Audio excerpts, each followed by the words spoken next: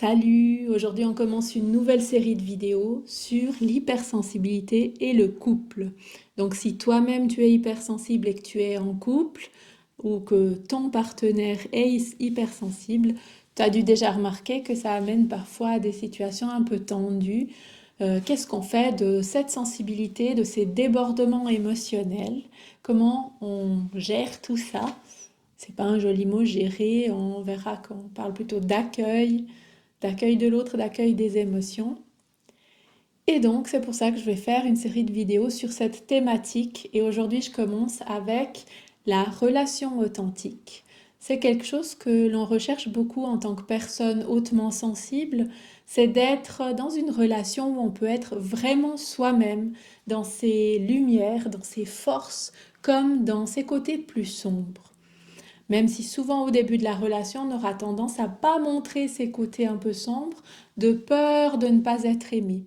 Et pourtant, c'est pas forcément une bonne idée parce que c'est important que l'autre nous connaisse tel qu'on est, que l'autre nous accepte tel qu'on est et ça va dans les deux sens évidemment. Donc s'il y a trop de petits défauts qu'on ne se sent pas capable d'accepter chez l'autre, ça devrait être un peu une sonnette d'alarme pour se demander si cette relation pourra vraiment aboutir sur quelque chose de sain et constructif. Et donc pour partir sur quelque chose qui soit vraiment authentique, ce qui est important évidemment, c'est la relation de confiance. C'est-à-dire de pouvoir entièrement faire confiance à l'autre et que l'autre nous fasse entièrement confiance et que chacun est vraiment responsable de mériter cette confiance, d'avoir des comportements qui respectent le pacte de couple, de ce qui est OK pour notre couple et ce qui ne l'est pas. Et pour être dans cette acceptation et cette relation de confiance, ça va être important de mettre l'accent sur les paroles valorisantes, sur le soutien, d'éviter les paroles qui pourraient être jugeantes et les critiques redondantes.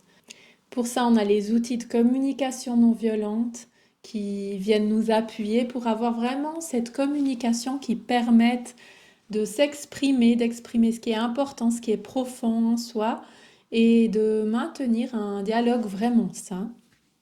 Il est important de soigner aussi cette relation sur la durée, ça veut dire de trouver tous les jours ou toutes les semaines des moments réservés au couple pour pouvoir nourrir cette relation. Des moments pour, par exemple, aller se promener ou faire d'autres choses qui permettent aussi d'établir un dialogue, une communication. Si vous avez envie de recevoir un petit exercice qui vous permettra d'échanger de manière ludique avec votre partenaire, n'hésitez pas à mettre un petit commentaire sous cette vidéo et je vous l'envoie avec grand plaisir.